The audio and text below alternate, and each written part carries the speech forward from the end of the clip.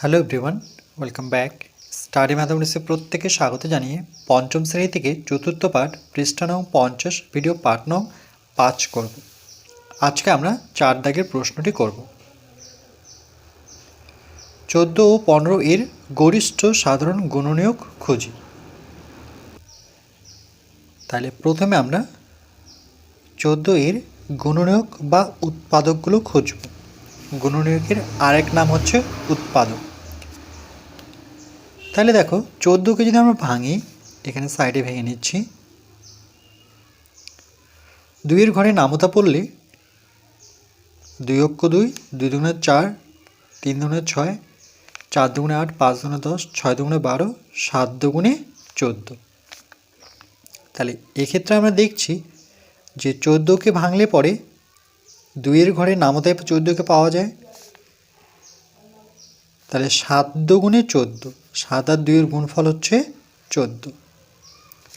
আবার 14কে আমরা 1-এর ঘরে নামতে পাবো, 1 অক্ষে 1, 2 অক্ষ 2, এভাবে পড়ে পড়ে আমরা 14 পর্যন্ত আসতে পারি। আবার 14 ঘরের নামতা পড়ে আমরা 14কে পাই। কেমন করে? 14 অক্ষে 14। তাহলে 1, 2, 7 আর কি 14। তাই লিখব সুতরাং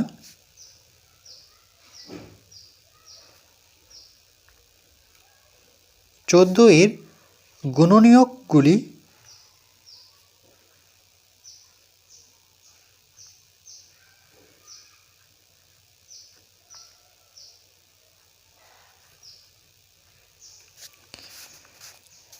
এক, 2, 7, 14। আমরা ছোট থেকে বড় সাজিয়ে লিখব।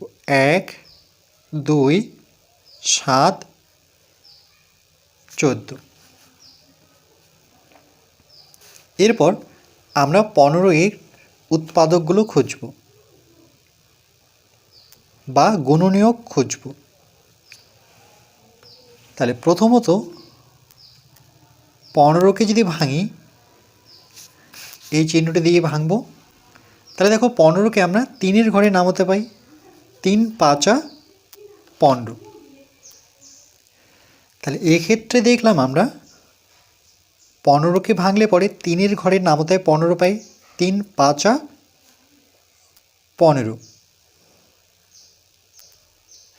3 আর 5-এর গুণফল হচ্ছে 15। আর 15কে আমরা 1-এর ঘরে নামতায় পাই। 15কে 15 বা 15 ঘরে নামতায় কিন্তু আমরা 15কে পাওয়া যায়। 15কে 15। তাহলে সুতরাং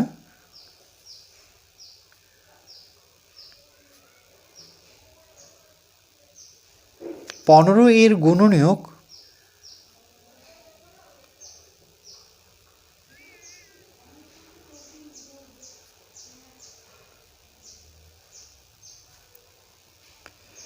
এর গুণনীয়কগুলি হলো 1, 3, 5, 15। 1, 3, 5, 15। তাহলে সুতরাং 14 ও 15 এর গসাগু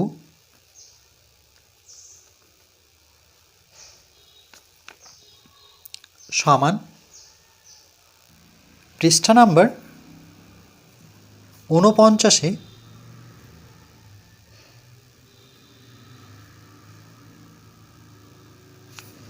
গসাগু এর পুরো অর্থ লিখে দেওয়া আছে।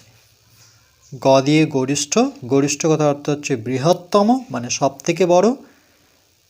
দন্তের আকারে হচ্ছে সাধারণ। সাধারণ বলতে যেই সংখ্যাটি দুটো জায়গায় পাবো। আর এটা হচ্ছে গয়রুস্যফর গুণনীয়ক। তাহলে গরিষ্ঠ সাধারণ গুণনীয়ক। তাহলে এক্ষেত্রে আমরা গসাগু কত পাবো? সাধারণ যেহেতু দন্তের আকার দিয়ে সাধারণ, মানে সাধারণ বলতে কোন সংখ্যাটা? যেই সংখ্যাটি এই দুটো রাশিতেই আছে, মানে 14 এর গুণনীয়কও আছে, আবার 15 এর গুণনীয়কও আছে। তাহলে সেটা একমাত্র আমরা দেখতে পাচ্ছি 1 রয়েছে, বাকিগুলো কিন্তু নেই। এখানে 2 আছে কিন্তু 15 এর গুণনীয়কে নেই, বাকি সংখ্যাগুলো মিল নেই। তাহলে 14 ও 15 এর গসাগু গসাগু কথার অর্থ হচ্ছে গরিষ্ঠ, মানে সব থেকে বড়। যেহেতু একই পেয়েছি, এখানে তো আর একটা কোনো সংখ্যা নেই, একটাই শুধু পেয়েছি। আর সাধারণ হলো, মানে দুটো থেকে একটা পেলাম, এটাই হচ্ছে এর গুণনীয়ক। তারপরে লিখব যে এখানে 14 যে ছিল সংখ্যাটি, তাহলে সুতরাং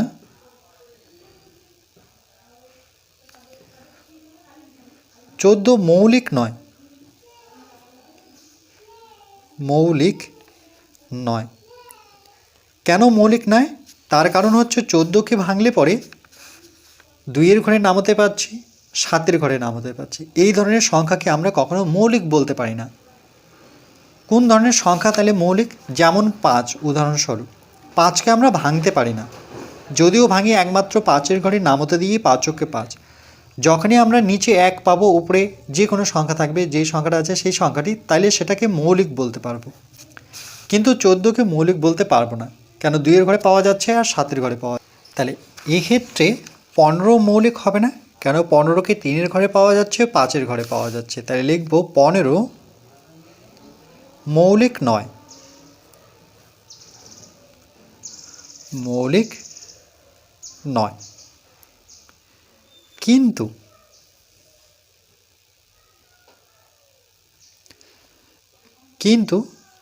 14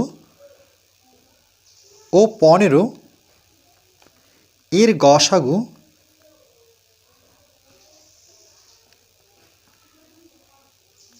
গসাগু কত পেয়েছি আমরা? 1 পেয়েছি। এর গসাগু হচ্ছে 1। 1 কখন পাই? দেখো, যেই ধরনের সংখ্যা মৌলিক, যেমন 5 মৌলিক, যদি আমি বলি 7 মৌলিক কি যৌগিক, তাহলে 7 মৌলিক কেমন করে? 7-এর ঘরে নামতেই শুধু 7কে পাওয়া যায়। এরকম যদি বলি 11 কিন্তু মৌলিক, কেন 11কে আমরা 11-র ঘরে নামতেই পাবো। এই যখনই 1 আসবে, সেগুলো প্রত্যেকটি সংখ্যা কী হবে? মৌলিক।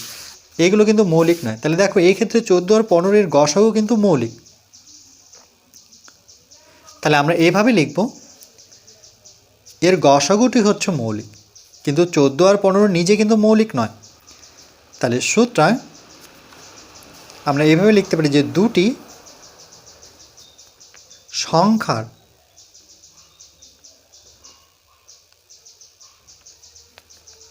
গসাগু, আর এখানে এটা মনে রাখবে যে 1 নিজেই কিন্তু মৌলিক বা যৌগিক নয়, 1 নিজেই মৌলিক যৌগিক নয়, কিন্তু এদের গসাগুটা মৌলিক। 1কে আমরা মৌলিক বা যৌগিকও বলতে পারি না, কিন্তু এদের গসাগুটা মৌলিক, এটা বলতে পারি। তাহলে দুটি সংখ্যার গসাগু 1 হলে,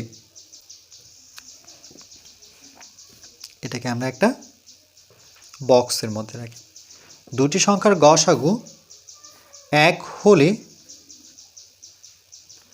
সংখ্যা দুটি, ভীষণ ইম্পর্টেন্ট লাইন এটা, সংখ্যা দুটি, আর উপরে দেখো দুটি সংখ্যার গসাগু, এই যে দুটো সংখ্যার গসাগু যদি 1 হয়ে থাকে, তাহলে সংখ্যা দুটি, এই যে এই সংখ্যা দুটির কথা বলছে, পরস্পর মৌলিক সংখ্যা। তাহলে সংখ্যা দুটি পরস্পর মৌলিক সংখ্যা, মৌলিক সংখ্যা। লাইনটি কিন্তু মনে রাখতে হবে, এটা দিয়ে কিন্তু কোশ্চেন থাকে যে দুটি সংখ্যার গসাগু যদি 1 হয়, তাহলে সংখ্যা দুটি কি? পরস্পর সবসময় মৌলিক হবে।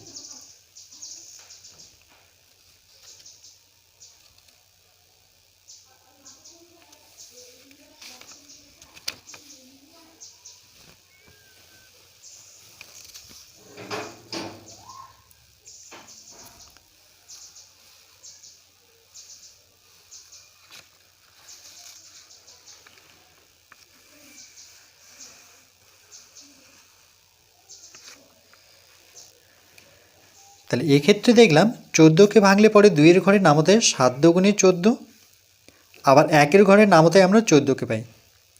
তাহলে 14 এর গুণনীয়কগুলো কী কী? 1, 2, 7, 14। 1, 2, 7, 14। 15 এর গুণনীয়কগুলো কী কী? 3-এর ঘরে নামতে 15কে পাওয়া যায়, 3, 5, 15। আবার 1-এর ঘরে নামতে আমরা 15কে পাবো। তাহলে 15-এর গুণনীয়কগুলো হবে 1, ছোট থেকে বড় সাজিয়ে লিখব 1, 3, 5 আর 15 নিজেই। তাহলে 14 ও 15 এর গসাগু কত? গসাগু কোনটা? যেটা গসাগু কথার অর্থ হচ্ছে গরিষ্ঠ সাধারণ। সাধারণ বলতে যেই সংখ্যাটি দুই জায়গায় দেখতে পাবো, যেমন 1 দেখতে পাচ্ছি 14 এর গুণনীয়কে আছে, 15 এর গুণনীয়কও আছে, তাহলে এখানে 1 হবে তার গসাগু। তাহলে 14 নিজে মৌলিক নয়, কারণ 14কে আমরা দুটো ঘরে নামাতে পাচ্ছি, তাহলে এই ধরনের সংখ্যা কিন্তু কখনোই মৌলিক হবে না। যেমন 15কে ভাঙলে 3 5 15, তাহলে এগুলো মৌলিক নয়, মৌলিক নয়। কিন্তু 14 ও 15 এর গসাগু 1, এদের যে গসাগু সেটা 1, এদের গসাগুটা মৌলিক। এই জন্য দুটি সংখ্যার গসাগু 1 হলে সংখ্যা দুটি পরস্পর মৌলিক সংখ্যা। যখন আমরা দেখব যে দুটো সংখ্যার গসাগু 1 হচ্ছে, তাহলে বলবো যে সংখ্যা দুটো মৌলিক সংখ্যা হবে। কিন্তু 1 নিজেই কখনো মৌলিকও নয়, যৌগিকও নয়।